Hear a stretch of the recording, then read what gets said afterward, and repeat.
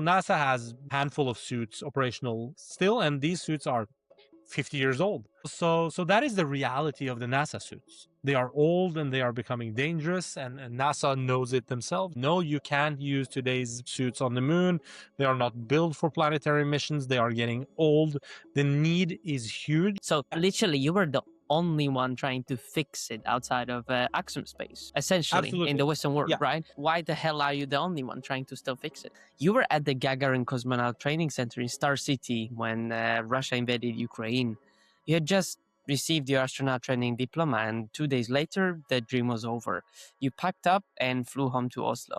For me, being part of a program which is so tightly connected to war was not an option. Most people stopped there.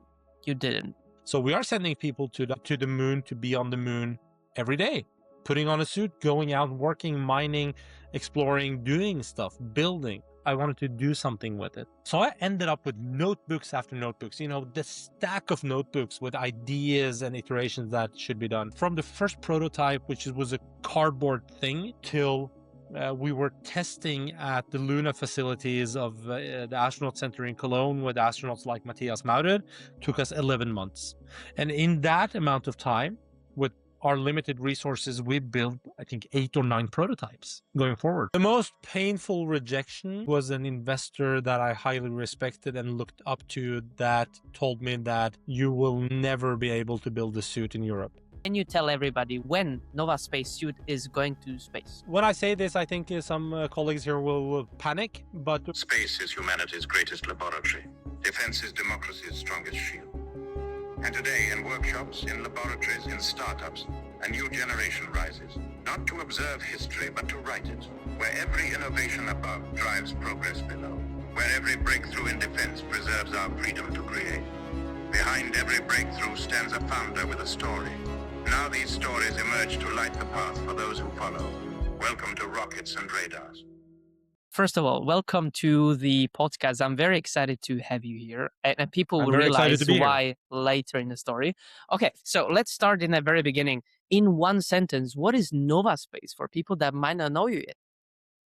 So, Nåva Space in short terms is a Norwegian company developing a next generation spacesuit for lunar missions, but also zero gravity missions. And all the technologies that we develop within that spacesuit is something that we want to apply to Earth. So Nåva is a spacesuit company that's doing deep tech also.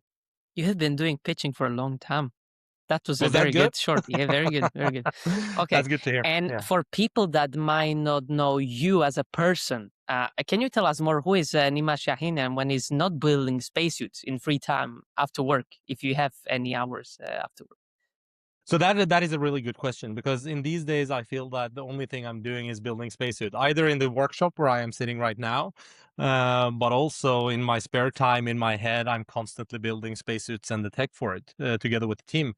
So Nåva has become this everything consuming thing for me. It's a passion. It's a huge drive doing what we are doing, and it of course affects our lives deeply. But if I'm going to take that out of the equation, I would say that I am extremely passionate about design, especially human-centric design, also in my spare time. That is really defining who I am, how I shape my world. I'm a father of 2, Isabel, which is turning 20, and Michaela, which is turning 16. They are really important to me. I love everything with engines, everything that goes fast, everything technology, mechanical, both historically but also futuristically.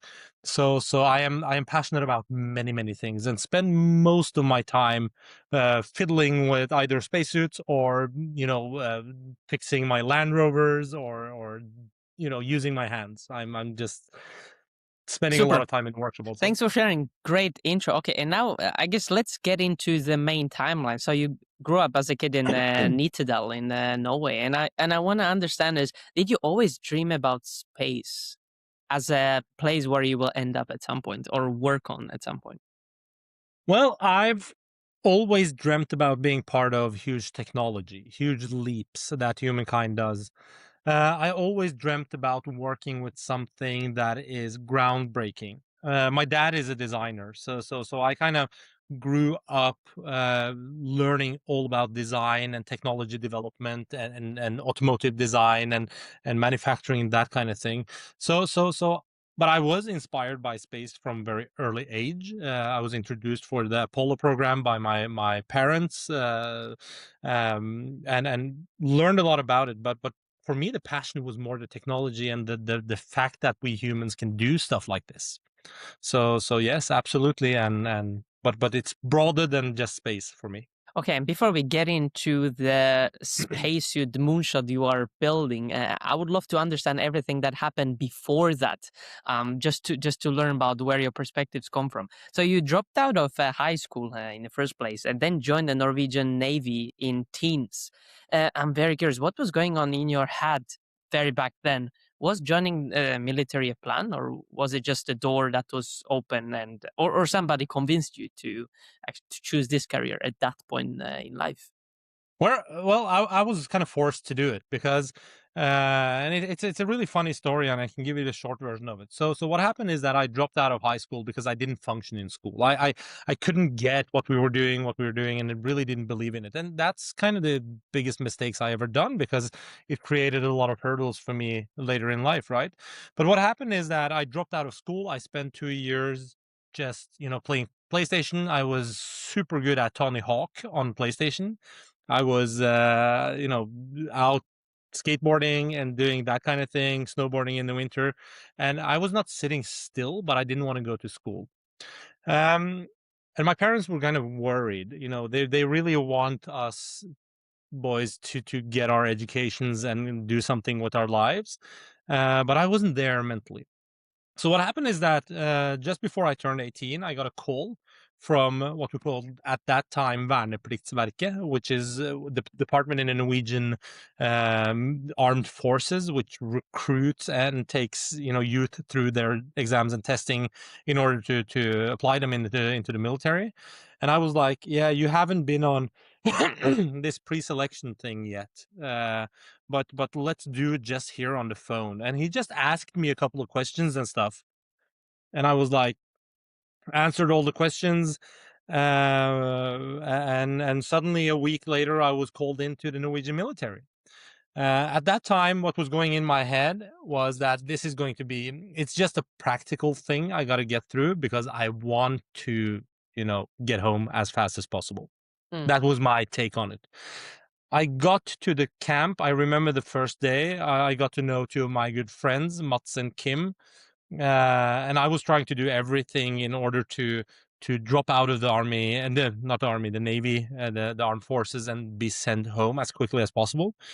But they wouldn't let me go. And what I found out later is that my mom and aunts, they knew this guy in the Norwegian armed forces, so they were told by them to kind of keep me. So, and since things were like that, I was thinking, okay, let's do something cool about it. And I stayed in the Norwegian Navy. I had my basic education, I had my more in-depth education, and ended up with multiple tours to Afghanistan. So it became this adventure journey in the military, learning a lot and really changing me and how I was thinking, both about myself and my surroundings.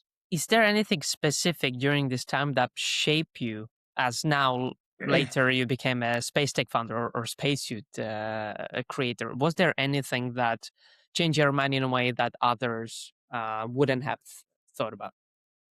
Absolutely. For me, it was a lot of things that changed me. First of all, it was a discipline. I think the Norwegian Armed Forces has a really good approach to discipline. Discipline isn't about, screaming and shouting and being angry all the time as you see in movies. Discipline is about, holding yourself accountable towards the mission you have and the tasks you have and your team, and not letting neither yourself or others down. That is kind of the basis of discipline in the Norwegian military. Other things that shaped me was that when you think you are tired, you are not half tired as you actually are. You have so much more to push, and that was also a life-changing thing to me. But I think the most important change was understanding leadership, good leadership. Because in the Norwegian Armed Forces, I had good leaders, I had bad leaders, I've been a good leader, I've been a bad leader, depending on what kind of situation I've been in. And it really defined what leadership means to me, and leading by example, not leading by force, or fear. That's a life-changing thing, right? What do you think is the most important trait of a good leader that you try to use or have used a lot of times? I think the most important trait of a good leader is leading by example. Pulling up your sleeves, getting dirty on your hands, not thinking you are above anyone. You are the leader, which means that you need to set the stage so others can do the dance. I think that is the most important trait. It's a significant difference being a leader and being a boss. I don't like, the term being a boss. I'm the boss. That is not the way I like to lead. So leading people, leading processes is all about leading by example and creating culture. And with that, you create culture, right?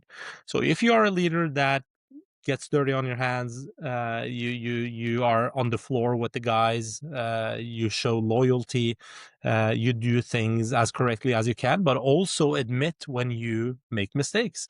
You kind of create this culture that creates this high performing teams, right? In Norway we call it takhøyde, which means a tall roof, people being able to talk.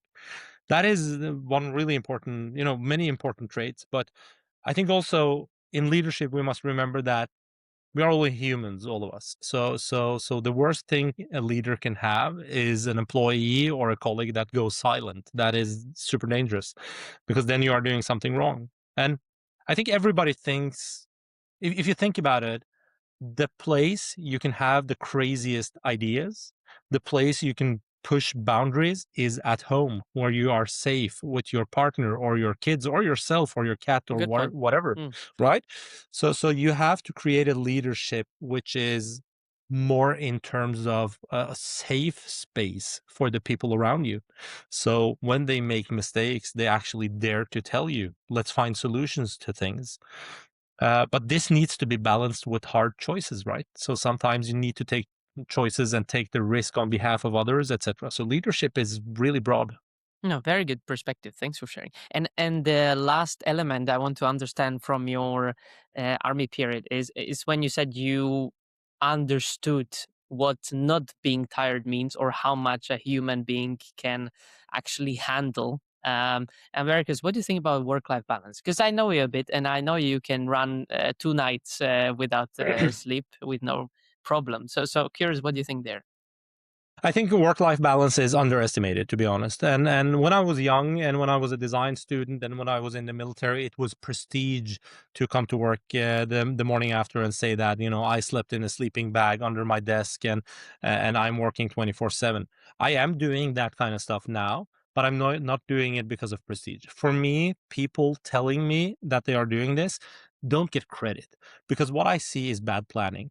What I see is planning that is dysfunctional, because in long term it's dysfunctional. And I know with self insights, understanding how I'm working these days, I know it's not sufficient. It's not something that I can keep on doing. It's not sustainable at all, right? So for me, work-life balance is extremely important. You need to learn to plug out, go home, watch a movie, be with your girlfriend or boyfriend or kids or cat or whatever, and relax. Put on a movie and kind of disappear a little bit. I think that is super important, uh, because that is an investment in the long run drive, right? So yeah, you can push super hard, but no human can push super hard forever. So if you want to be a value long run, you need to think about work-life balance, and And therefore you need to plan better. when do you decide I will do a all-nighter because this has to be done while being sustainable in the long term? Yeah, and that is a really good question, and that is in order to make that choice, you need to learn priorities, right? You need to learn what is extremely important. If you are standing, you need to see it as an investment. So if the times I stay and work all nighters, which I do all too often, to be honest, but I'm not saying that with prestige and pride. Quite the opposite, because that's the period of the company we are in now. But you need to understand where it really needs to be done. Let's say, as a designer, sometimes, yes, we have a deadline, we are doing a presentation for a client.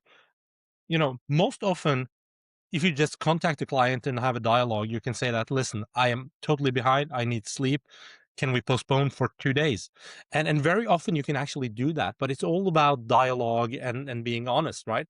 So the times I push hard is when, let's say, we need to deliver an application at a set deadline.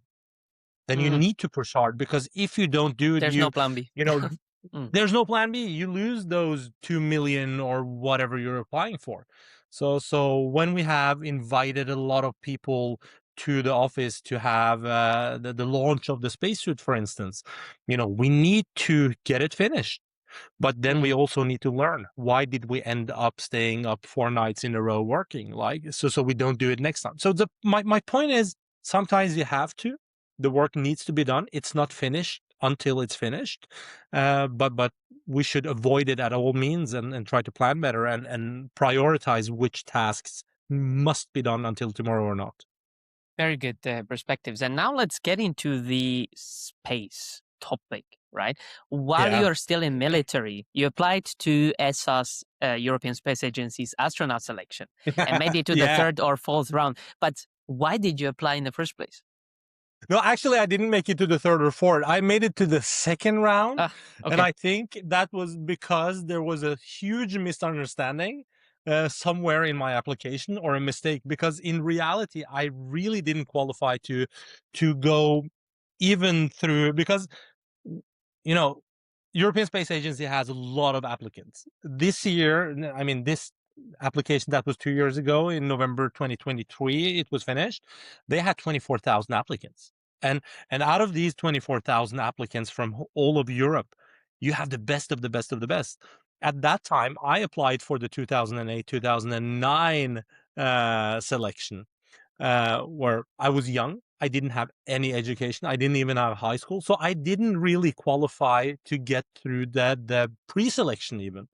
So yeah, I would say that in reality, I kind of, I was out before I began on that selection. I was not close to qualifying like the rest that came in. And what did it feel like when you got the rejection at that point? Well, it felt, I remember very vividly that at that point, I had a self-esteem, which was, what can I say? I had a self-esteem that was not, Strong? based in reality. Yeah. It was not rational at all, because yes, my self-esteem was good at what I was doing, working in the military. I was doing a good job. For that, I was good. I had this design talent and was doing all that kind of stuff. But in order to become an astronaut, I didn't have, closely what it takes to become an astronaut. So, which ended up, looking back now, it was a ridiculous thing to even apply. And there might be a lot of people listening to this that want to get into the space industry, right? So their ambitions are very high, and they might be hitting a wall, whether it's a degree credential or somebody just telling them you cannot do it or you don't qualify. And you have hit those walls many times in the past. What would you tell them if they're listening to this? I would tell them that, having success is a numbers game, right? Everything is a numbers game. If you want to hit home run, you have to try to hit 1,000 times, and maybe one of them goes in, right? So that is kind of the basis of it. And I think people give up too quickly. I think the numbers game question applies to everything. It applies to getting a job. If you want your dream job, you probably have to go to, tens of interviews, and you will get a lot of no's. There is this Michael Jordan Nike commercial where Michael Jordan is talking more about how many times he failed than he had successes, right? So he failed a lot more than The most successes. times. And that, Yeah. Yeah, you remember the commercial, right? It's Yeah, and for the legendary. listeners, if they don't remember the commercial, just YouTube it, because it's amazing, and it is a commercial, and it is designed for hitting your emotions, and I know how advertising works, but the reality of the story is something very, very real, and that is, I think that is the number game, is how life is. Some things require less numbers, less repetitions. But if you want to push boundaries on anything, or reaching, the higher your ambitions get, the more you need to try and push and hit the wall and fuck up. And that is a reality that you need to embrace and love. But the most important thing, I think, answering that question, one of the most important thing I learned is that, we humans, when we do something good or get good feedback or have success in something, we tend to kind of lay back. Our self-esteem boosts. We lay back.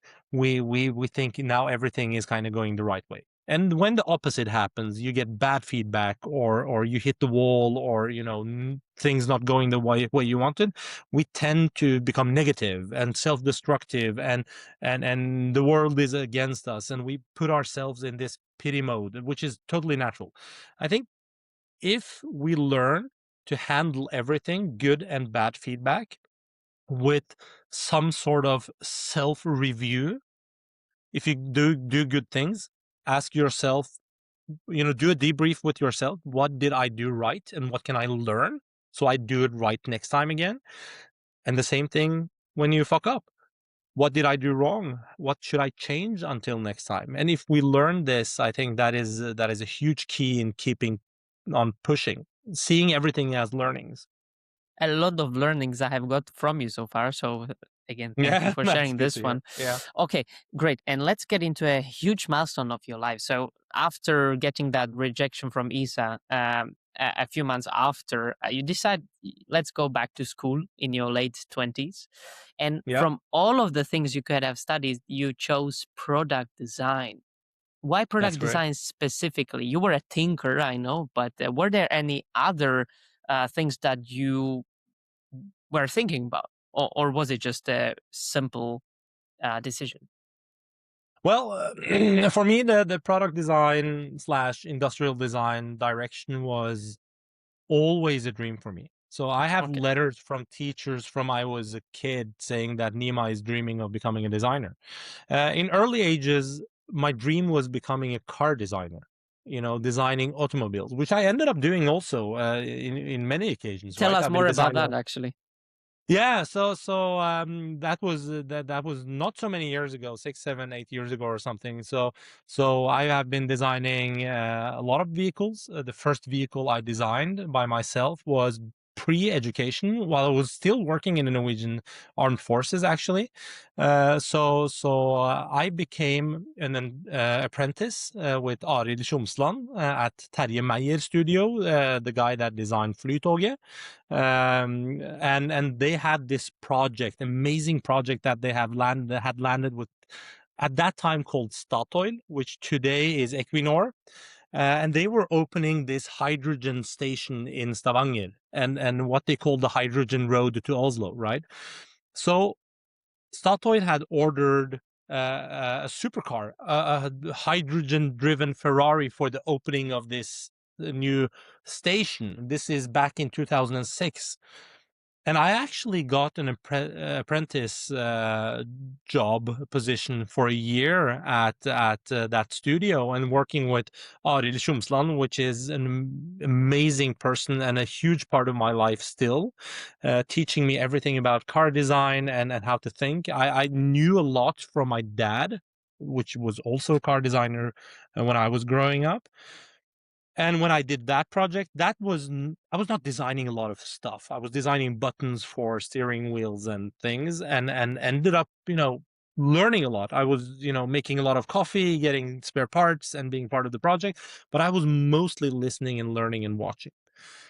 Short while after that, I got also through Arild, I got a project designing a new racing body for a Lotus racing car, which was manufactured in, I don't know how many, but a lot. That was my first solo project. And then I started my education as a designer. And back to your question on why product design, was that we didn't have any specific car design directions in Norway. I wanted to pursue my dream of being a designer and designing stuff. I always had this technical attraction more than, you know, I love aesthetics. I love design. I love the power of aesthetic values. But I wanted to work with cars and airplanes and that kind of stuff from early on. So product design was the right direction. It was the most open one where I could explore and do my thing. And you need to tell us about the famous flow power socket as well. I have heard that story many times, and you showed it to me at least twice in the National Museum in Norway. So tell us more about that as well. Yeah, that was pretty cool. So when I started doing, when I started product design studies, I first applied for my bachelor's, and then I also continued 2 years extra doing my master's in product design. That was 5 really, really intense years. The reason it was intense is because a lot of spectacular things happened in my life. But me and Ida, the mother of my children, we at that point had 2 children, so and a house and car, and I needed to kind of make the economy function. So I was studying full time. I was working 75% position in Aarhus, the university hospital outside of Oslo in Lørenskog, night shifts to make just to manage. But in my second year, we had this subject exam in school, which was the name in Norwegian was menneske og funksjon, which is human and function, where the big question on universal design came up.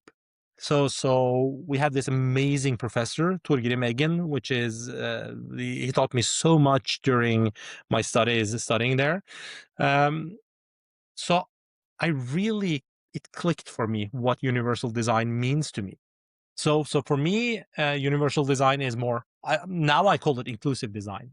But this was the early second year of studies, so I was just becoming a student, right? I chose to work with an everyday product. I didn't want to choose a direction which was super niche, and it was super coincidental that I chose to work with electric sockets, looking at how electric sockets are today, analyzing them, mapping the problem. And one of the things I found out doing that was that, for you and I, which are lucky and healthy, it's not a huge problem. But sometimes, we fumble when we are trying to plug in our charger when it's dark or under a sofa. Everybody has kind of experienced that. And my question was, if this is minor irritation for you and me and the part of the population which are healthy, what about the people with problems with fine motor skills, or they are old and shaking and even blind? For them, this kind of stuff must be impossible, right? So I wanted to create a product that was useful for the healthy population of the world, for usage, but also people with other types of issues and hinders.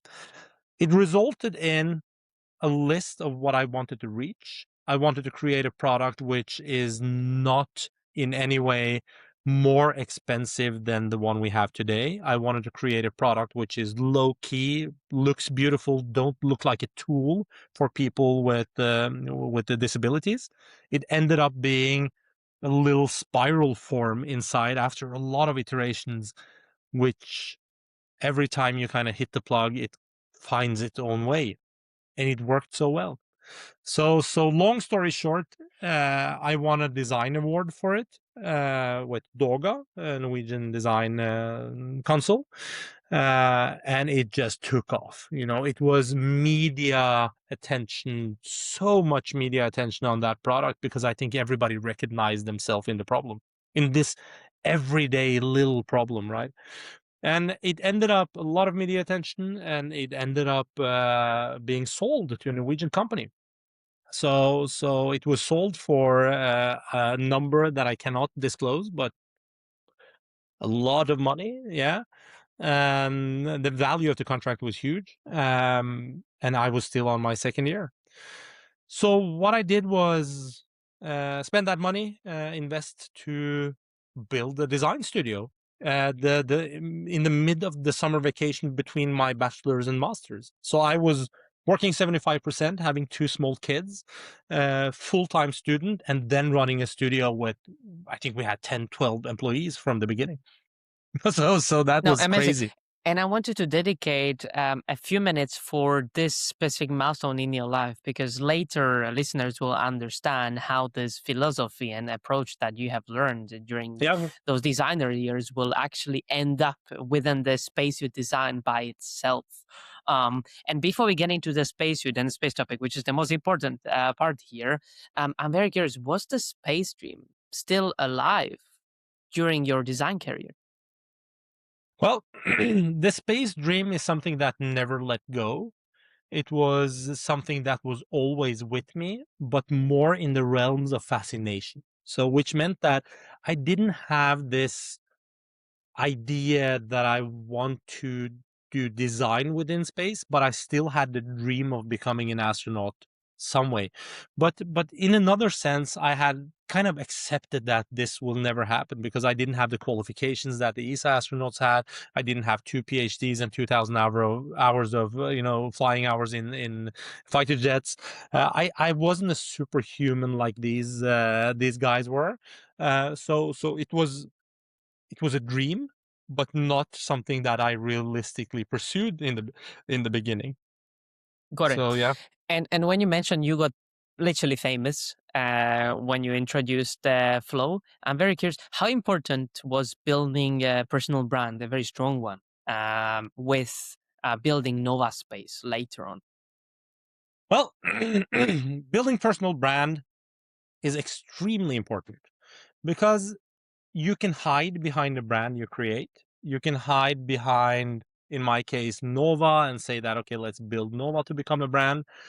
In the end, personal brand is not about the broad marketing, but it's about how people conceive you. It's about when you meet people that they remember you as a good person. It's trusting you. It's about being a person that is branded among people as someone people should talk to, and someone that can solve your problems. So I think the personal brand is super important, but it comes with its limitations, and it also comes with its responsibilities. And there are people, there is a saying that in order to shine yourself, you should never blow out others' lights, right? And there is a lot of people I see, sadly, that in the process of creating their own brands, their process in doing that is blowing out other people's lights, and that is not necessarily at all. It's not something that you need to do. So And just yeah. Great stuff. I asked you this question because in Europe we are all shy in comparison with the rest of Yeah. the world, and in the space industry we are double shy. I think. Yeah.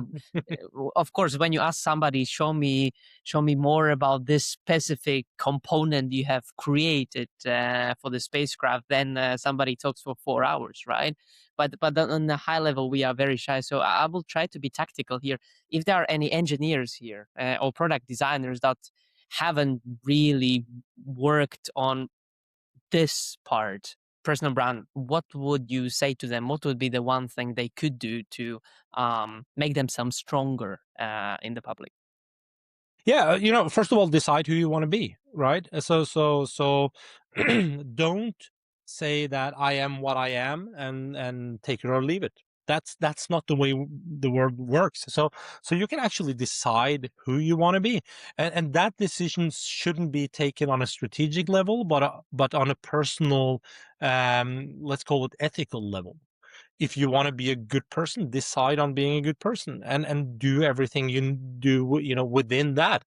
And that sounds a little fluffy. It sounds a Wishy-washy, yeah. little wishy-washy, but it's actually not. Because when you, there are people in my life that means so much to me, and they are part of my life, not because I did a strategic choice at some point, but because I befriended them, I build a network with them by working with them, showing what I'm capable of, and letting them show me what they are capable of, which ends up being my network, which ends up being people that I want, roads cross, people meet each other. Yeah, what can I say? Even if you are a designer or an engineer, never look at yourself only as an organizational piece, but Component, look yeah. at your, you're not only a component, but you are a component, but not only, you are also the individual, right? So be a person that when your colleagues end up in a different company later or working on a really hard problem in 10 years down the road, they know who to call. So building personal brands for people that are working in big organizations, for instance, or small, I think it's important to remember to be a person that you want to be remembered as, right? Sure. And a few minutes ago, you mentioned that you had the topic of space and working within the industry in the back of your head. But Yeah. around the end of 2019, while you were succeeding as a designer, you start secretly working with Space Adventures, a US company Yes. that brokered private trips to ISS on Russian Soyuz rockets. And I just want to understand, like, what happened in the head that you decided let's just do this in the end, right? Yeah, well, that was it's kind of funny because the dream was always there, but as I said, it was unrealistic. I didn't know that there were companies that were offering private commercial, flights to ISS. Space Adventures was at that time the only ones that actually had succeeded doing it, and we are now talking about a period. This project started in 2016. Actually, that's when I started the dialogue with Space Adventures. So by then, I had done some really good business. I made some money. I had some success as a designer, and some other business opportunities that merged. And I was like, okay, I can invest in a lot of this myself. So what ended up was me starting the dialogue with Space Adventures. We had a really good dialogue from the beginning, How and did started you planning. reach out to them? Well, to be honest, I really don't remember how I reached out to Space Adventures, but I think at some point I got to know someone that knew the direct. It Okay. was it was via. So I really don't remember who it was or how it was. I was introduced through some people to these guys, and started having a dialogue with them, and it was pretty easy. At that time, the only ones that was flying to ISS was the Russians, because, some years prior to that, in 2011, NASA had shut down the space shuttle program. SpaceX wasn't flying humans yet. So the Russians were the only one, flying people to ISS. But the cost was super high. I didn't have all the funding and all the money. So I knew that in order to succeed with this, I need to spend, the resources and the money I have in order to get this project started. And then I need to create a meaningful project out of it so that I can, make it a fundable project. So I started dialogue with Space Adventures. We had 3 years of back and forth with Space Adventures from 2000, and I think it was started 2016 or 17 or something. I had some medical things that I had to go through in order to find out if I were even able to fly. But that said, the medical part is totally different when it comes to private commercial space flights. It's not when the astronauts at ESA or NASA go through medical, it's a different ball game, because the reason they are medically evaluating you is not only to see if you can fly or not. It's because they are going to employ you for the next 20, 30 years. So they don't want you to kind of fall off after 5 years, right? So in commercial space flight, it's a little different. It's a little easier. But it had to be done. And in 2019, I decided in November, we kind of landed a deal with Space Adventures and said, okay, let's do this. Let's begin training. And while I'm in training, let's see how we can work on getting the rest of the funding in place. Before we get into the topic of spacesuits, right? Tell the whole audience, how does the cosmonaut or astronaut training actually work? You were at the Gagarin Yeah. Cosmonaut Training Center in Star City outside of Moscow. Yeah. Tell us, like, how is it like? Yeah, in my case, I actually started the preparations and the training and all that in the mid of COVID, right? So it was a little different. It was back and forth here and there. Being in Star City was a life-changing experience, because yes, we can talk geopolitically about Russia and their role and etc. etc. If you take that out of the equation and look at the science and the technology and how they are doing stuff in the history of their space program, it's amazing. It's an amazing history. So walking around in hallways that Yuri Gagarin was walking, it's really humbling, because I'm there as not a career astronaut. I'm there as, let's be honest about it, I'm there as a space tourist, right? I'm there paying my way in, but walking in the same hallways that these amazing people have walked. But they treated me professionally, extremely professionally. But it was, first of all, extremely important for me to understand my role in that big picture. Not walking around there thinking I am Yuri Gagarin, because I'm not, right? But the hallways, the camp, it's something different. It's historically extremely heavy. The professionalism in the camp was just mind blowing. Everything from the chefs in the canteen to the instructors, the administration part. Everything is extremely important. They are not playing around, these guys. So if you want to fly their rocket, you better, follow. So it was really, really professional. The systems were obviously old, but they treated it with respect. I was doing a lot of training in the Soyuz simulator for flying. I had some courses in ISS operations, learning to live there. At the same time, I was doing this business part of the project, trying to get funding for the project from different places.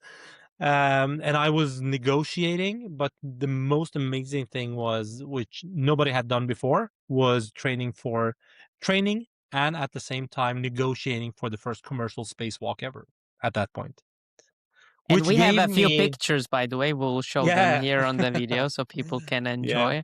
But amazing. And you actually received the basic astronaut training diploma. But then yes, a yes, few days later, Russia invades Ukraine. And exactly. you said lifelong dream can never overshadow the suffering caused by war. I guess you did the call very fast on leaving the program. But was there any moment of hesitation of leaving your dream and starting over? Actually, never. So it was never. So when I was in Russia, I really in the beginning I didn't feel any changes, and after a while everybody was talking. It was all over the media, because the Russians had moved their tanks and artillery to the borders of Ukraine. But to be honest, I was thinking, no, it will never happen. These guys will never invade an European country. That's kind of utopic, right? So I didn't believe it. But I remember from the moment I woke up in the morning, because the first invasion happened really, really early in the morning, middle of the night. I remember so well waking up, opening the news, and my first thought was, oh no, they really did it. I'm out. It was no hesitation, without knowing, but I think that I had prepared in some place in my conscience that if that happens, I will pull out. This is nothing that I will pursue. So for me it was easy. You have to remember that I was born in Iran. I fled from Iran from with my family from I was 5 years old, just before I turned 5. We fled from the war in Iran. I spent multiple tours in Afghanistan, seeing war. And for me, being part of a program which is so tightly connected to war was not an option. And I'm not a hero for that. I think that is something that most people would do in my situation, and that's just the way it is. And you made a decision to go home, and you did. You are back in Oslo in March 2022. The mission is gone. And what was going on through your head before you actually decided to start something around Nåva Space, which we will talk in a bit? What were the first week actually like when you came back? Yeah, so when I flew out of Moscow, I flew through Istanbul and back to Norway, and came home. And I think on the flight home, I really started thinking about Nova. I was thinking about, okay, the years of negotiations and preparations and going through the training that I had gone through, getting that far in the negotiation of the spacewalk that I was training for in the Russian Orlan suit, which is an amazing suit, by the way. Most people are not lucky enough to see a real spacesuit in real life. I was able to touch it and crawl into it and actually experience to use it. So going home, knowing that all these efforts and meetings and everything we went through wasn't going to waste. I wanted to do something with it. So I actually decided pretty early that I want to continue. I want to start a Norwegian space company, but I didn't know what kind of space company I want to start. The idea was to start this space agency, this commercial space agency, because I was seeing how Norwegian Space Agency was working, and they were doing a great job with the mandate that they have. And the mandate is, Norwegian Space Agency get a lot of critics, and I've been criticizing sometimes also, to be honest. And I think being a governmental department, it's important to ask critical questions. But to be honest, I think Norwegian Space Agency is actually doing a great job. They are handling the funding for Norwegian space development in a really good way, how it's decided politically to be, and the ESA collaboration. But in my mind, Norwegian Space Agency was doing their thing, and they were really good at it. And in my mind, Norway needed a commercial space agency, a space agency that could also bring human spaceflight and hardware design into Norway into a new era. So that was kind of the idea. So tell us what in your head Nova was about before it actually became Nova. We have tell us everything. Next step space, the EVA suit, observatory, and so forth, so people know exactly what was your vision in the very beginning to work on. Yeah. So the vision was to create a commercial space agency, and a commercial space agency for me and after a while us, because we became a team, was I was asking myself, what's the components of a space agency? Let's look at NASA and see what they are doing. So they are doing technology development. That became one branch. I think technology development, both in hardware and tech, one branch. The other branch was educational, because we need to do educational stuff. That became the second branch. The third branch became science. So that was the three branches that Nova was standing on. At that time, Nova wasn't established as a company.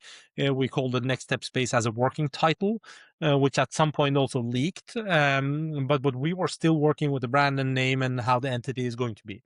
In that process, with the science branch, I grew up in Nittedal, which in Nittedal there is a place called Hakadal, which is really close to a solar observatory, which I spent a lot of my childhood years just hanging around there and looking at telescopes and stars. It's a bicycle, trip from where I grew up. And at that point, I got to know the people behind the solar observatory, which has an amazing 60-year story. And we started negotiating, me getting on the owner side of the solar observatory. So we landed a deal, a collaboration with them. That was, part of the science. We started the hardware idea, which was the spacesuit that we are doing today, and then we had the educational idea, where we actually landed the first right for NASA Hunch educational program for high school kids outside of the U.S., which we started running. So then we had the educational branch. So 3 branches. And within the research branch, we were also doing this human space flight assembly. We were trying to build up a SpaceX mission. So we were in tight dialogue with SpaceX. We know a lot of people in SpaceX, amazing people. So we were trying to build up what we call the Para Astronaut project. That was the beginning of it. So many stuff, and I think around this time, I would just mention this. This is actually the time where I showed up, where we had a dinner, and you told me, help me out with a project, and we worked for a bit. And even though this podcast is not about me, it's about you. I just need to say that I'm very grateful. I wouldn't be in the space industry actually at the end if we didn't meet and if we didn't work for a bit. So if people are wondering why I'm hosting a space podcast, why I'm investing in space companies, blame Nima. So I just will end it there. I just have to comment that. So yes, you are saying this podcast is about me. I think it's about everything, and you and me and space and spacesuits and everything. And I have to say that from the very first moment, I knew that you were going to end up in very important and good places. So I wouldn't take any credit for it. It's super nice to hear that I have contributed for your journey, but I think you should give yourself even more creds for that because you have been doing an amazing job on this, and that is something that you need to acknowledge. But still, I will say very much thanks. And now for people that might have in head, okay, so we have research, we have the education, right? We have science. Like you have so many different initiatives opened at once with no funding and fresh wounds still from the Cosmonaut program. How did you back then decide what to actually focus on first and how to actually make this a long sustainable business at some point? Yeah. So in one sense, I was kind of laying down with a broken back financially because I lost a lot of money in Russia, right? And money that will never be returned, and money that was invested with a lot of knowledge instead of the actual outcome that was the plan. So what was happening is that Nåva Space was so much. It was these three main pillars that I'm talking about, but it was still within every pillar there was different projects. So we had the spacesuit idea. That was a side project in Nova. Yeah, that's how it began, right? So the main project at that time was the idea of assembling a commercial yet science-based project with SpaceX, because the Russians were out of the game for us, and many others, of course. They are still flying, and they're also flying American astronauts to the ISS in the crew exchange program, but doing a commercial program, buying seats from them with the sanctions and the war going on in Ukraine was not the right thing to do. So I started assembling a team. At that point, we are turning around the end of November 2023. I was following the astronaut selection, actually hoping that we get a Norwegian astronaut into the ESA system. But during that ESA astronaut selection, no astronauts came in. But I knew of a couple of people that I was following. So one of them I knew, Nils Mykleby, which is an amazing doctor, radiologist, but also an amazing acrobatic pilot. And most importantly, an amazing guy, funny and smart and everything. So I knew Nils. Nils was far. Nils and I was talking about what will happen if he don't get into the astronaut selection. He was one of the candidates. And then we got to know Terje Sæle, Terje is an amazing guy. So this guy is a neurosurgeon with specialty within aerospace and aeronautics medicine. Terje was at that time the head of medical board of ESA, but he was also one of the candidates. So these guys came, almost to the top being selected, but didn't get over that last little bit to get in. So I had some meetings with Terje. I was talking to some amazing candidates, Lena Skrøder, Trond Hammer. We assembled fantastic people with different kind of disabilities. So some of them have injuries or in some reason sitting in a wheelchair, but these are just super functioning people, and we wanted to create a project which was science-based, but also the first para astronauts in space, and looking at how this was done.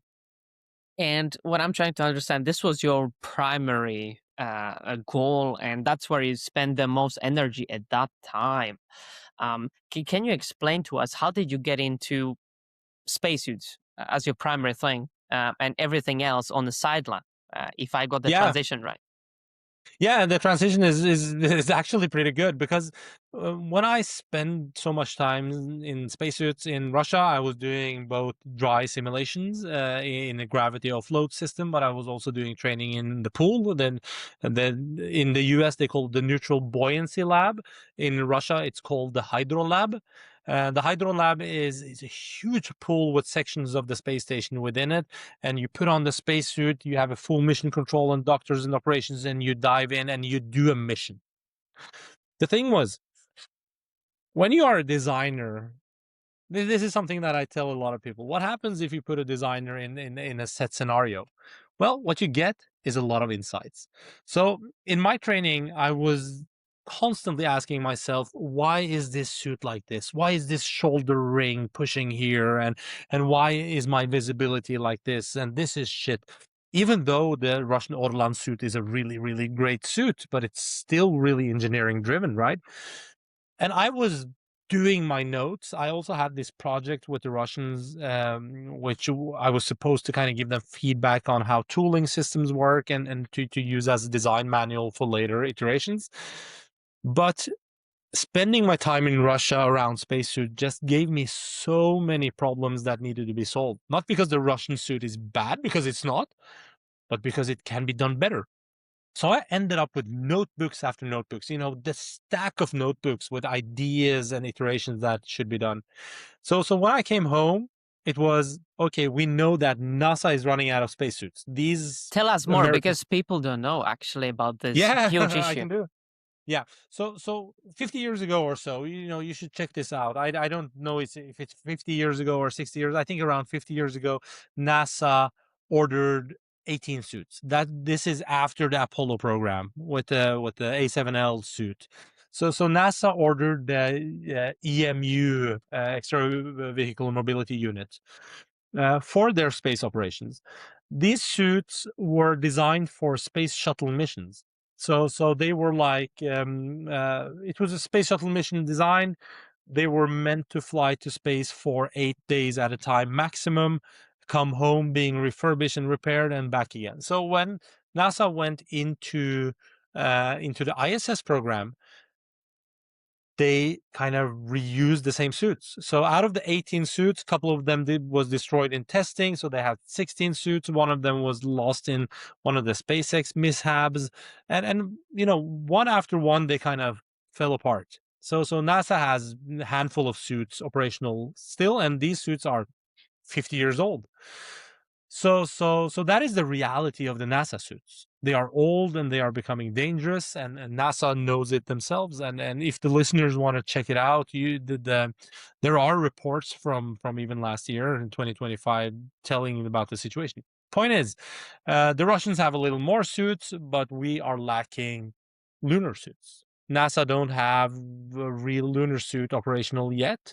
They gave a contract for the NASA XEMU program, which was a NASA-initiated the suit to Axiom Space, which kind of took over after a while. I don't know how many percent of the project Axiom did and how much was inherited from NASA. But yeah, that we have a suit problem in the world. And We don't in have Europe, suits. And in Europe, the only spacesuit effort is a French consortium building an IVA suit, which is a suit that you wear inside Yeah. a vehicle, right? So Yeah. literally, you were the only one trying to fix it outside of Axiom Space, essentially, in Absolutely. the Western world, Yeah. right?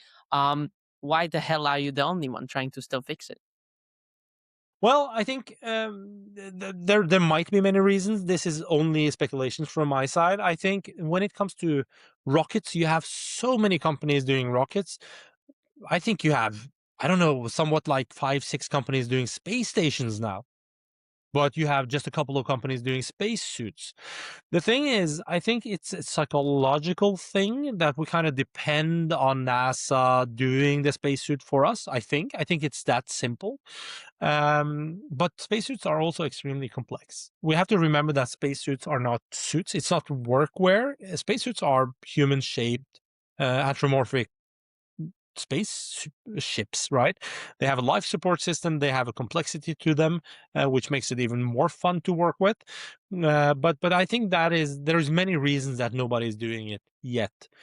That said, we know that the need for spacesuits in the future is much higher than it has been until now. I can give you an analogy on that. When we send people to the ISS today, we don't send them to ISS to step out of the spaceship, the space station, right? We send them to ISS mainly to do science Inside. within the station. But when we send people to the moon, we don't send them to the moon to stay in a lunar habitat and doing internal science only. Probably a little there also, but what 1/6 gravity, it's limited value of doing science there compared to microgravity environments. So we are sending people to the moon, to be on the moon every day, putting on a suit, going out, working, mining, exploring, doing stuff, building. On ISS, the EVAs, the spacewalks that is done is only when it's absolutely necessary. We are not doing spacewalk for the hell of it. We are not, I don't know how many spacewalks we have now, like somewhat between 4 and 6 spacewalks a year, I would guess. So these are speculative numbers, but I don't think we have more spacewalks than that maximum on ISS now, because we do it only when we need to do it, and mostly because of maintenance. I think Right. it's a lot about the human psychology. Oh, we don't need it, so we don't think about it. And then you come to a point, Yeah. it's like, oh no, we actually don't. We'll see what the SpaceX does. They try to do some EVA missions as well on the private side of things, but still, if you look into the world, it's very poor market. So very interesting. Okay, let's get back into you actually building and focusing on the suit. So just to get back into my previous question.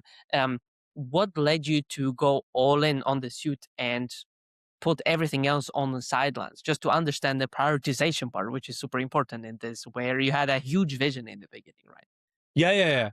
The vision was huge. So first of all, we understood that in regards of the huge vision, the vision was huge, but we really didn't have enough focus on one thing. We needed focus. We didn't have the funding to have a big enough team to have, set teams for working on different projects. That was one of them. So building these huge space, what we call it, a space agency idea was just out of focus. That was one. And then we had the main project with human spaceflight. Terje and Niels developed this amazing space-associated ocular syndrome science project doing lumbar puncture in space and first invasive surgical thing in microgravity. We had this fantastic project, but we couldn't get hold of funding. So at some point we had to say that, okay, let's move beyond this, because landing the funding in order to do this, somewhat between 1.5 and 2 billion Norwegian crowns, it started, we were starting reaching a point where we needed to focus. And because we lacked the funding and couldn't make a business out of it, we really kind of downsized it. So the project exists in the background. If anyone just jump out and say, okay, I want to do this science project with you and fly you to space and do the para-astronaut projects and all that kind of stuff, we wouldn't say no, but we had to focus. But the most important reason of our focus became when we understood how much need there are for spacesuits. The need is huge, right? But also all the technologies that we develop while we are building the spacesuit. Okay, so Right tell now, me yeah. about the funding situation and how you actually solve that by looking at component by component and trying to capitalize on that. So I suppose the funding situation was very hard to grasp in the very beginning, right? So how did you survive in those first stages before you got any major funding done? Well, the funding situation is still a hard thing. It's an unsolved problem that we are working on solving right now. We are looking for investors. Mostly we've been self-funded. The company has been self-funded. And we also got some amazing soft fundings and support. We have the ESA BIC, ESA Incubation Center, where we are doing some amazing contracts for ESA right now, developing a pressurized space glove for ESA, for instance. So we are funding the company with Innovation Norway funding, ESA BIC funding, which is extremely important for us. DNB has been supportive. We have Näringsstiftelsen, so we're kind of getting a little funding here and there, but that is not nearly enough. We have managed to fund most of the company and development ourselves, but we are showing traction. So from the first prototype, which was a cardboard thing, made, just to understand physiological barriers of the suit, till we were testing at the Luna facilities of the Astronaut Center in Cologne with astronauts like Matthias Maurer. Took us 11 months. And in that amount of time, with our limited resources, we built, I think, 8 or 9 prototypes going forward. So we were working really, really, really hard.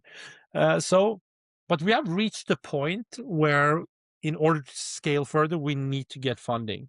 That said, our business model is not to wait 10 years in order to get the first orders for a spacesuit. The spacesuit is a moonshot project. That's way in the future. We have a focus for that. But a lot of people ask me, what's the best thing about going to space? Yeah, there is a lot of things. We can develop medicines and do science and understand stuff, blah, blah, blah. I totally agree with all of them. But for me as a designer, the best part of going to space is how it pushes us to do technologies and innovations that end up being dual use cases here on Earth, right? So in our suit right now, our strategy for getting quicker return of investment, rather than waiting 10, 15 years for having our suit on the moon, is, as we develop technologies and systems for the suit, we always ask ourselves, how does this help here on Earth? So in our case, our suit is a smart suit. We are developing a complete system. Just imagine Jarvis from Iron Man. That is basically what we are developing, a mission support system, complete mission support system with medical evaluation and predictive health monitoring of the astronaut, everything that an astronaut needs for operations. That is really applicable to, for instance, defense and soldiers and people in the industry and life on Earth. So that is how we are building our business. That's the VC part of the case. That's the only, I think right now, that's the only way, because what financial instrument would actually support you the most? Well, that instrument doesn't exist unless it's funded by the government, right? As with the other suits that have been already made. So I think this is a very good insight for people that might have a different type of a moonshot, right? Don't try to sell something that you cannot sell yet, but maybe 10 years, but try to look at the components and try to see. Yes. Tell us more about the, for example, collaboration with King's College London, where which became your partner as well. Tell us more about that. That's kind of connected to this component-based selling, right? So King's College London is actually a university, a college that we have extreme tight bonds to. So King's College has what they call the Spacesuit Physiology Laboratory, which is initiated and run by people that is heavily invested in ESA, working with ESA. Some of them, the doctors, are working in the ESA medical board. You have Department of Engineering involved in this. You have the Department of Psychology and Neuroscience with Oliver, and we have a lot of people that in the Spacesuit Physiology Lab in King's College that we collaborate tightly with. So what we are doing with King's College London is looking at life support systems, looking at deep tech, looking at how we can create spacesuit systems that actually benefit life on Earth and military and pilots and people working on ships and industry and energy sector and whatever. So that's kind of the main goal of the collaboration with King's College London, pushing the boundaries of innovation, done with groundbreaking, world-class science, data-driven science, no fluff, no bullshit, data-driven science. But making sure that data-driven science don't end up becoming just a report in the shelf, but end up being components in a product that can benefit life on Earth years ahead of Spacesuit on the moon. And you mentioned that dual use. Can you also Yeah. tap into that? How did you pitch this perspective, right? We are dual use. Sure, we can use it to actually defend ourselves. So very curious to hear your perspective there as well. So the dual use thing, as a designer, we are trained in our education to think dual use anyways, right? So when we design a component, look at the car industry, for instance. If you buy a Lamborghini today, most of the components is from Audi and Volkswagen, and you'll be surprised, that is not considered dual use. That is considered more platform technology, that you make one product, one headlamp that can work for different cars. But the principle and the mindset is the same in many ways. So for us, investing in space, going to space, has always been dual use, not only for us, but if you look at the space community in its whole, the list of innovations that came out of space exploration is just huge. Laptops, insulin pumps, polyurethane materials. There is so many things that is direct result of humans needing to push innovation and material technology and material science and et cetera, in order to go to space, which has benefited life on Earth. So in our case, when we are pushing the boundaries of sensor technology and AI and health monitoring in predictive ways, our systems are born in a spacesuit. But the reality of an astronaut being in a spacesuit is, what is an astronaut in a spacesuit? So astronauts are builders, they are scientists, they are people in the field. They are in reality only people doing a dangerous job. We have a lot of those people, men and women doing dangerous jobs here on Earth, firefighters and police officers and soldiers and pilots, etc. So if we can do systems that benefit astronauts in a spacesuit, they can also benefit soldiers in field or firefighters, doing an important job, right? It's incredible, well thought perspective, and what is super interesting that it all goes back into the inclusive design, right? Which has been connected Yes. with you for a long time. So Yeah. so thank you for sharing that. Maybe some people listening here will figure it out. Oh my God, maybe actually this propulsion system can be used for this, because it totally makes sense if you kind of open up your perspective. Okay, great. Yeah. So we covered commercialization a bit. I would love to understand I think the best topic you can talk about, which is product development, right? Or product design development. So you have developed many iterations of your suit. Could you tell us, how were you thinking about getting from Mark 1 to Mark 2, Mark 3, and so forth? So what I'm trying to understand is, how do you think about building something that hasn't been built before by private industry? Yeah, that's a really good question, because the complexity of a spacesuit is extreme. It's thousands of components, thousands of parts. So if you tackle all of them at once, you kind of get disoriented. So in our case, we started with the human first. So that was a huge part of the philosophy. We don't want to design a system that humans need to adapt to. We want to design a system that can adapt to the human. And it sounds fluffy, but it's a reality in it. So in my world, we call it design, human-centric design. So we start with the design first. That's also where we began this project. So we started with cardboard models. We called it actually the XP series of our suits, which XP was standing for naming for experimental.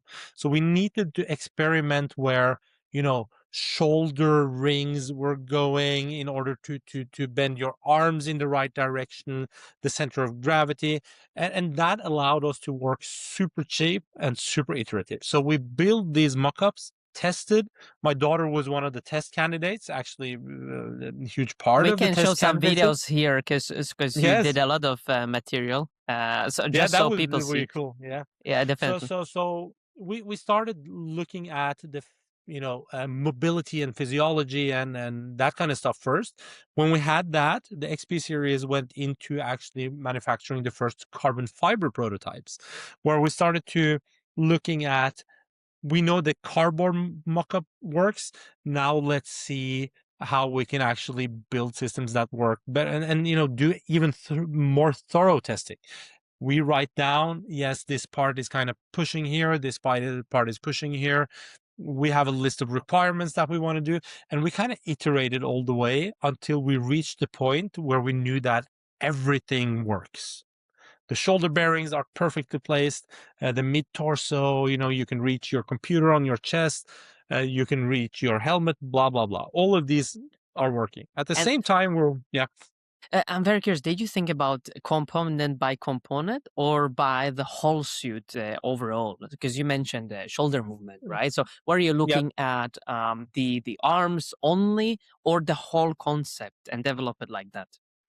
That's a really good question, because mostly we look holistically on everything, but other times there are components that really doesn't affect any other design thing.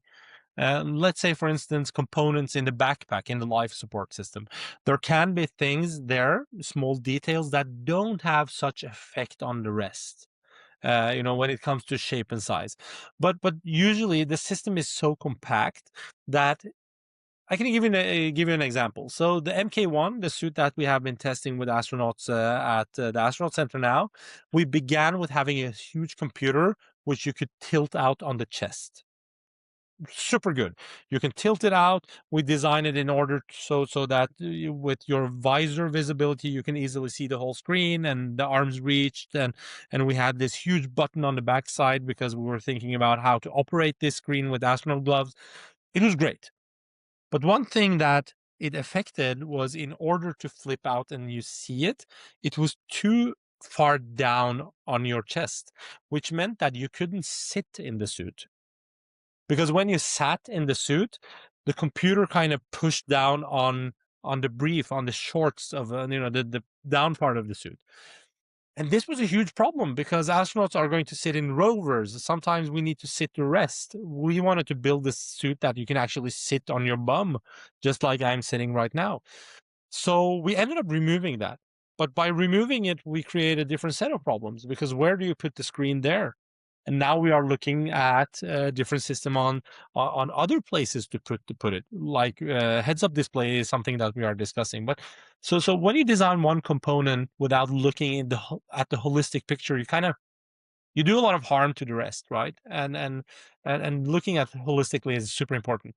And what I'm very curious about, still about the product development and product design, when did you decide to do the iteration through feedback loops internally and externally? And by externally, giving it to ESA's Luna facility, right? And getting feedback from the real users. We decided to do a lot of the testing we can do internally because it was quicker, it was cheaper, and a lot of things we knew. But the thing is, the question of bias comes in, because we want to make things intuitive. When we are building the suit ourselves, we know exactly how to lean down and pick up a rock, right? But when we put an astronaut, even though he is super experienced and have done real spacewalks, he don't know our suit. Does it work for him?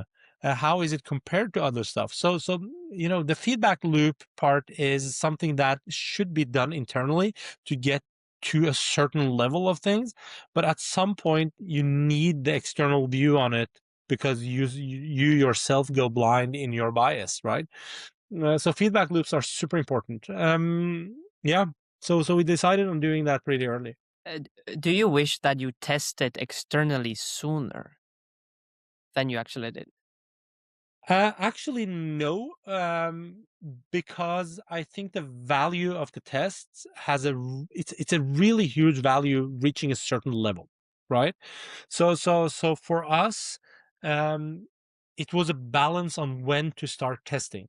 You always have to ask yourself the question, what can I figure out myself, and what do I need external evaluation from others' experiences. So I actually think we chose really wisely when to test. If that was strategic or just coincidentally, I can't answer that. Most likely a little coincidental, but I think having, I'm in general fan of testing prototypes early. And then you need to ask yourself, what is a prototype? Depending on what you're building. Sometimes you can test on your parents or your friends, right? You You don't actually always test on need. your family. You mentioned daughter; she was a very big Yeah, tester. yeah. We do that in our family. We test on the family, and the reason we chose Isabel to test is because she's a female, and she has breasts and hips and the female anatomy, and we want to make a suit that works well for females also, a unisex suit. That was an And important part of this project. many people might not know the suits that are in the in space right now are not designed for everybody, right? They are designed No, for no, a no. very specific male type, right? Which is super Yeah, fascinating. And it this is. this brings me to the topic of bias, right? So they were already suits in the making, or in what do you call it, in production. So you had the Russian Orlan suits, then you have NASA suits, right? And they already predefined how a suit works. How much bias from those suits have you put into your one, and how much have you really thought out from scratch? Well, there is extreme amount of bias. Let's say, for instance, the fact that our suit is a hard shell, hard upper torso suit, right? But the way we try to handle the bias is to not only go blind and see, okay, how are they doing stuff? Let's do the same thing. We choose as much as we can to go in and actually find the reasoning for it. So let's say, for instance, the hard upper torso architecture of a suit. This is the same that the Americans have in their suit, the same as the Russians have in their suit, right? But instead of just going blindly into that and say, well, suits have hard shells. Suits didn't always have hard shells. The Apollo suits were soft suits, but instead of just saying that this is the way that things are done today, we ask ourselves, why is it done today? And if the rationale, if it's rational to us, we go the same direction. If it's not, we try to ask ourselves, is it any different way of doing it? An example of that is the mid-torso system. So we totally disagree with the mechanical system around the stomach, which gives you, the upper torso movement. We don't like what NASA has done. We don't like how the Russians are handling it. Super respect to their work, but that is not something that we really want to run with because we don't believe in it. So we have developed a totally new mechanical system on how to handle it, and it's still in refinement and needs a lot of fine design. But that's an example on not being blind to the biases.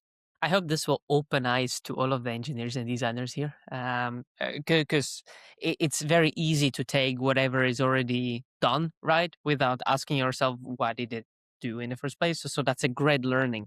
And a few last points actually I want to cover here is when you mentioned that you got your suits to the ESA training center or Luna Yeah. facility in Cologne. How did you get into ESA in the first place? It's a big thing, right? You are still a very small company. You're based in Norway. Europe never has really built EVA suits. So tell us, how did you actually get into the connection and inside that facility? Yeah, well, that's so Jarle that is working here. He knows the Astronaut Center. He has actually been working at the Astronaut Center, so he know how the system works. But I think what opened for us was landing the ESA BIC, ESA Business Incubation Center. To be honest, ESA BIC is not a huge amount of money, but the most important with ESA BIC program is not getting a lot of funding, is more getting the support from ESA, because with that they are basically saying that we believe in you, and if you succeed, we might be a customer. for you. It's an incubation program, right? So for us, that opened a lot of doors. I think Jarle's knowledge about the Astronaut Center and knowing the people opened a lot of doors. And for myself also, doing the training and being honest about what I'm good at and not good at also opened doors there. And but to be honest, the first meetings we had with them presenting the idea that we were going to do a spacesuit was 6 months prior to the test. And they listened to us, but they really didn't take us that serious because at that time we hadn't a test ready suit for Luna. We had some sketches and ideas and really early prototypes showing them, but we didn't have anything super impressive, right? But I think it loosened when they gave us a chance, and after some negotiation, and these people are fantastic people in every sense, and I think when we started showing them the pictures of how close we were, they were like, wow, they were really curious. And then we came into the camp, a place that both me and Jarle had been a lot before in previous years in different settings. We came rolling into the camp in my Mercedes with, these 2 huge boxes strapped on the roof with the Nova stickers and spacesuit packed in them, and we came in a little loud probably, and people know that we were there. But we conducted a really, really good series of tests. It was the longest and most complex analog suit testing that they had ever done at the Astronaut Center. And I think, being humble, working with them, learning from them, we really hit it off and had really good chemistry, and they saw our ability. I think, seeing is believing, and proving is by doing, right? So in our case, we had to prove ourselves. These guys are not blind for bullshitters. They Persistent. you need to Boom, yeah, boom, pushing, exactly. pushing. Great. Okay, I Yeah. have 3 last things on you. Team. Yeah. I find this very fascinating because you are building something that has never been built commercially. At least in Europe, but also globally, if you think about it fully. There's Yeah. no obvious talent pipeline. There's no local expertise to hire from. So how do you actually find the people to build a spacesuit? Well, it's a really good question. In our case, Christopher, which is the CEO of Nova, I had been working with him previously on different projects, so I knew that he had what it takes to kind of do the CEO job, because I didn't want to be a CEO myself. You see where I'm sitting right now. I'm sitting in the middle of the workshop because that's where I like to spend my time. I think that's where I created value. So Christopher was recruited by. We were sitting in a cafe, and I said, "Listen, I have this project. Do you want to join in?" Jarle, I actually found through the NTNU system, and this super intelligent, weird guy that knew everything about space. It was a no-brainer to bring him aboard. Some of the people that has been part of Nova has been coincidental, but I think always listening to the people you meet. I have some of my previous students where I have been supervising, has been working in Nova and still working in Nova. So recruitment is it's alchemy. It's some sort of a weird magic thing. Creating a project which is interesting enough, creating an environment and a company that is attractive enough. So there is, but also following gut feeling, right? And there has been a lot of good people connected to Nova, which we still consider the Nova family. You are one of them, and that's the way you build teams, right? Yeah, and what is also super fascinating with the other 35 now guests I've talked to before on this podcast, Yeah. they said that they started with skills first and then the culture fit. But at the end of the day, it's always, what do you feel like? What is your gut feeling? So thank you Absolutely. for confirming that, especially when Yeah. you build something never has been before, which means the challenges are as big as nobody can even understand, I suppose. Absolutely. Okay, great. So we talk about the team and 2 last things, partners and the future. something I found, again, super fascinating. The label on your suit says manufacturer Oslo. You're sourcing locally. For example, Viking Footwear is your boot partner, which is a Norwegian company. Tell me about how are you thinking about sourcing or supply chain, which is becoming more and more important in this, I think, a crazy world already, we can say, right from both sides. Yeah. So the easy answer to that is it's sourced in many ways. So the example you were using, Viking Footwear, Norwegian brand, well over 100-year-old brand. They have been, running the company since the 1800s. I don't think there is one child in Norway that has, at some point, hasn't used Viking shoes back and forth to the kindergarten or the school. So for us, the Viking was the combination of know-how, but also the heritage and the people, right? So for us, for me, the coolest exploration missions I have done in my life is when I was 7, 8-year-old kid walking home from school in Nittedal, finding insects and rocks and sticks with my friends on the way home from school. That's the most awesome exploration. So Viking had the story and the know-how and the technical know-how, and the chemistry was just awesome with Viking. Chemistry. So that's Nice. chemistry was super important. And when we talk to them now, we don't see them as suppliers in the supply chain. We see them as partners. We talk to them as they are our own people, and we are their people, and that's what we actually are. The same with Manufacturing Oslo. So Manufacturing Oslo was, there is nobody better, and they have this huge heart for what they are doing, and the way they look at their craft, the pride they have in their craft, but also the way we do the dialogue with them. The fact that they can come here anytime, we are always welcome there.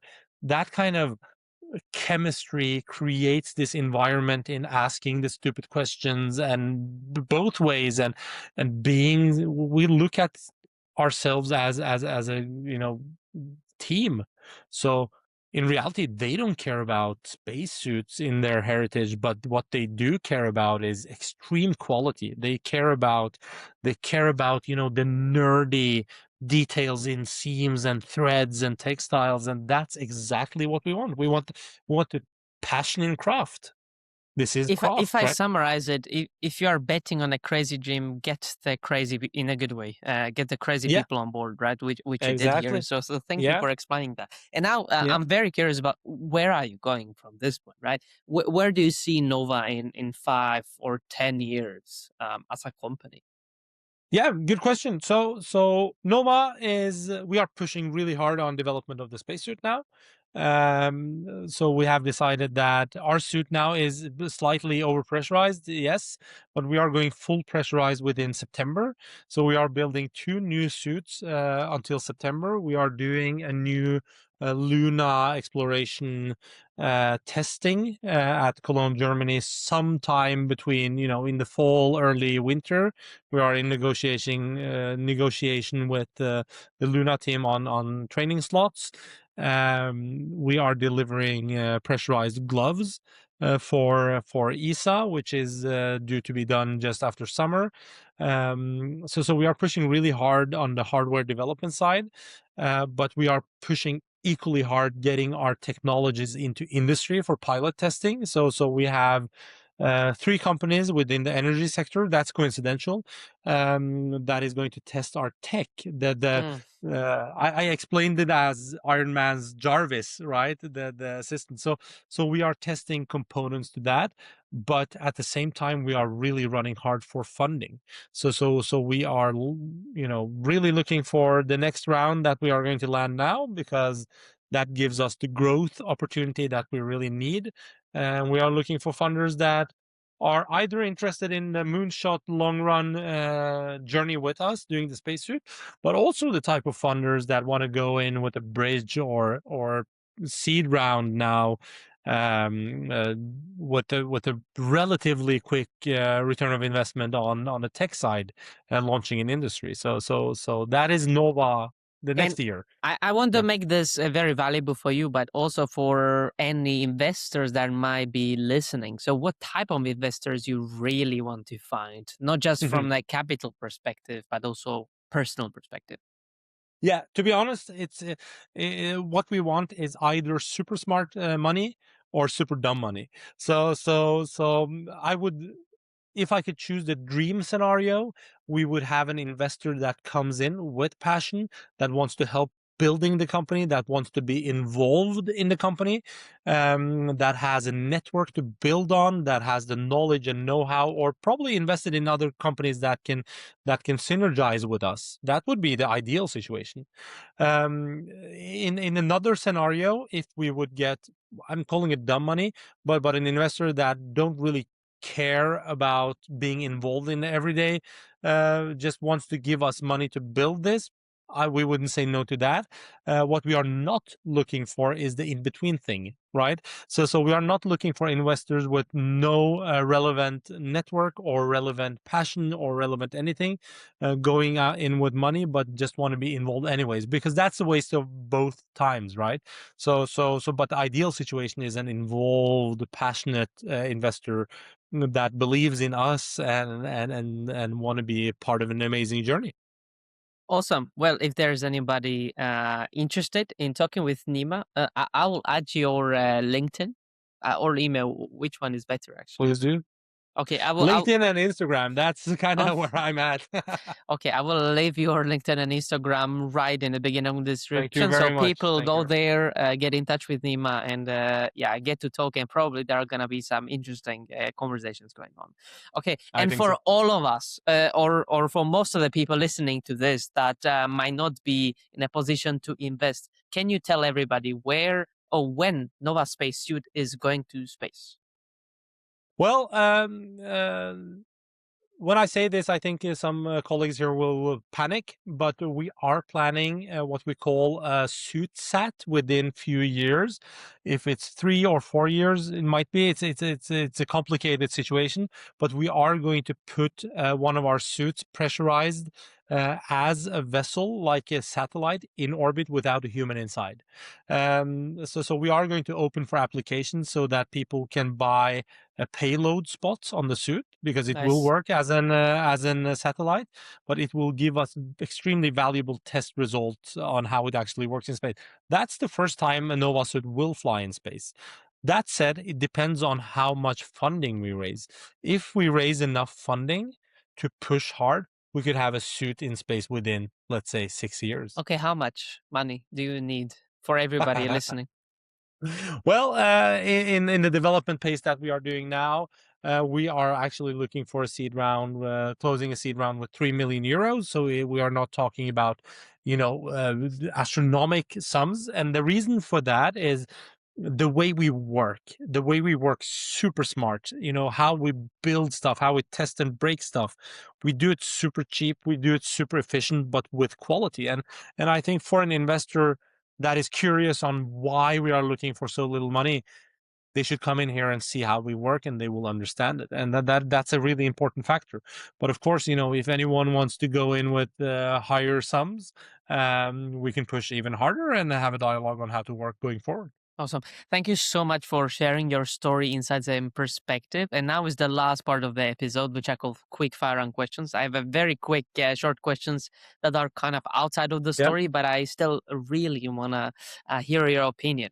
And the first one is not quick question, but it's something that I really want to ask you. So when Nova Space launched, you tattooed the logo on your arm. I don't know if you still have it. Perfect. Yeah. Then a few weeks after, two major European space consulting firms, Euroconsult and Space Tech Partners, merged, hired brand consultants, went through a full rebranding process, and landed on Nova Space. Almost identical name, same industry. What did you think looking down your arm and your name of the company when you figured it out? Well, yeah, to be honest, I really didn't care that much about it. I think it's super cool that people are using Nova Space. Nova is a really used name for companies. I see Nova everywhere. We chose to have Nova with the Norwegian O letter because it's the way we pronounce it in Norwegian. But also, I love the floating planet over one of the letters. So I didn't care. We don't own legally Yeah, of course. do something. Yeah, but I won't. That's not what we are focusing on. We are Okay. focusing on building cool shit. Okay, good one. Next question. What is the one thing the space industry gets completely wrong about spacesuits? Ooh, the space industry or the public? Both. The space industry gets totally wrong with spacesuit. I would say the understanding of the needs, how important spacesuits are for future exploration. No, you can't use today's 50-year-old suits on the moon. They are not built for planetary missions. They are getting old. The need is huge. That's for one. But I would say that spacesuits needs to be designed human-centric. You need to start with the human, bare nude in the middle of the suit and build from that. I think that's what the space industry is getting wrong with suits. Good one. Next one. What is the most painful rejection you have faced while building Nova? And I'm not counting the Star City moment where you had to leave, right? The most painful rejection was, I'm not going to mention the name, but this is way before we had the first test suit up and running. It was really painful because it was an investor that I highly respected and looked up to that told me that you will never be able to build a suit in Europe. And I think that the pain in it was not because he didn't believe in us, but the fact that he had so low ambitions for Europe. And to me, that was really, really painful. I have to say, he called me again when we launched the suit in May and said sorry, and it was, all good. But I think that was an eye-opening moment for me that, we have an ambition problem in Europe. Yeah. Okay. So that comes to the next question I have. What do you think is the actual future of European space industry from where we are right now? Well, we are seeing amazing stuff happening in European space industry and in Norway and in Europe, and people pushing hard and extremely good companies and good people. I'm kind of blown away every day by seeing, what pops up. I think that the European space industry needs to collaborate more and talk more to each other. Yes, we are living in a highly competitive, domain. I myself, I am a very highly competitive human being, but sometimes we need to lay competition aside, work more together. And what I'm seeing is a change of ambition because we have been relying so much on American hardware, on international hardware. Right now, with the geopolitical changes, I think Europe has, Europe is waking up now. And that applies also to the space industry. I think that's probably why ESA is so ambitious having their own suit soon, because why There you shouldn't go. we? Right? Good Yeah. timing, right? Yeah. Okay. Anyway, and now I will zoom in on the country that you're actually based in, which is Norway. And I think I can count the amount of startups on my two hands in this industry. What do you think about Norway as a place to build a space tech startup? An honest answer, not a diplomatic one. To be honest, not a diplomatic one and not a political one, just my share opinion. It's Norway is a hard company to do a startup. I think a lot of the comments around it is too harsh because it's not impossible. We have seen great startups being built in Norway. We have seen great startups growing up, becoming huge companies. So it's not impossible, but there are small bits and pieces of details that could make it easier for startups in Norway. And I think we are kind of a little behind, I have to say honestly, but we are not as bad as some people say either. But mostly I think the startup environment in Norway is how startups take care of each other and share on each other. That part is very good. But the governmental and the funding side, I think, is really hard. But the hardest thing is that we need more investors with higher ambitions. To be honest, I think that makes Norway a little harder than Sweden and Denmark and the rest of Europe. I think investors holding back, no ambitions. But you wouldn't move, or would you? Well, we are trying not to move. We are pushing hard. We want to stay in Norway because why not? But if we at some point see that it's a total fail or we need to move, then we move. But I hope that we don't end up there. To be honest, I hope that we end up in a place where we can thrive and benefit to society and become a really amazing workplace for a lot of people and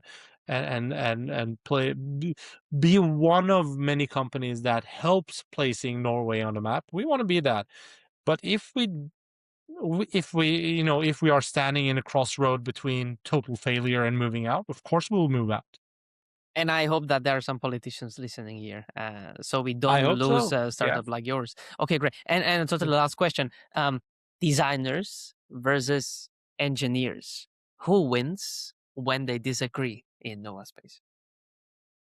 In Nåva Space, none of them wins if they disagree, so they have to discuss until they agree. Because, I'm a designer myself. My passion, it makes my heart beat thinking about design. But the reality is designers are also, we have a tendency to be a little divas. And that's a reality that we need to understand. And in that tendency, I think it's important to stop and understand that you are a component in a bigger chain.